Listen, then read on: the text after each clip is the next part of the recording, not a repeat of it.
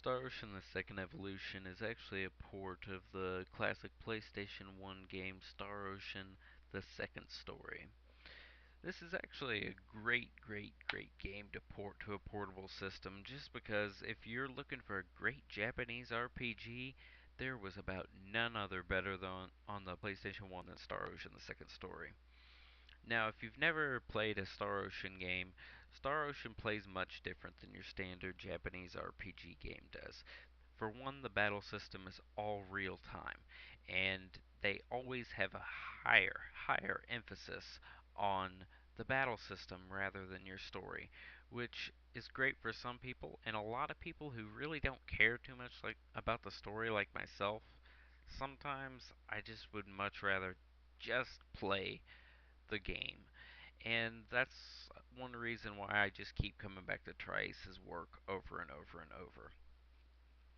Now, as for the gameplay itself, the game is based around from the get go. You can either select the character Claude Kinney, who is from the Earth faction, who gets transported to a different world, blah blah blah, who gives a shit.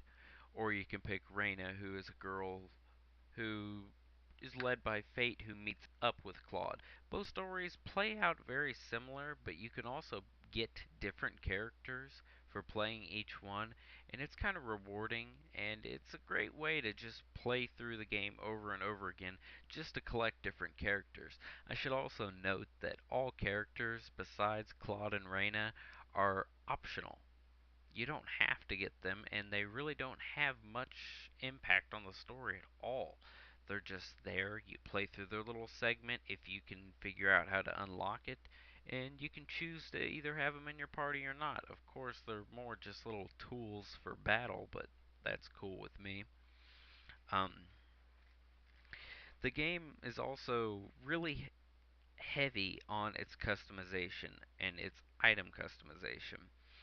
It has a really deep skill system that as you play and as you level up, you can level up certain skills that would lead you to do something better, like higher strength, higher intelligence, higher agility, all that mumbo jumbo. Or you can also invest these points into your creation tools, such as blacksmithing, alchemy, compounding, yada yada yada.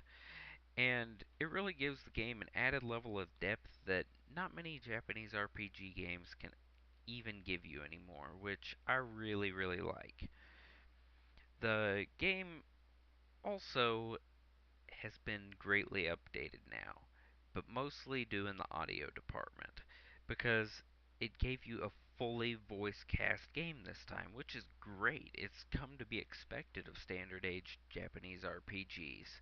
In the original one, while it was all mostly dialogue, there was the voices in battle that were just god fucking awful. But I guess they added it in for just giving the game a little bit of personality, which it really needed. And they also added in a lot of great looking anime style cutscenes that really gave the game a little bit more personality and adds a lot more to its presentation, which was one of the only things that Star Ocean the Second Story was lacking. So it's acceptable. Also, it should be noted on the PlayStation Portable, all the load times are greatly increased. And it's portable. Who can fucking bitch about that? So, I would recommend Star Ocean the Second Story to anybody who's interested in Japanese RPGs. Really, if you have a PlayStation Portable, you're into Japanese RPGs, get this game. You will not regret it. It is one of the most timeless classics on the PlayStation 1 and is easily a contender for one of the better Japanese RPGs of its time.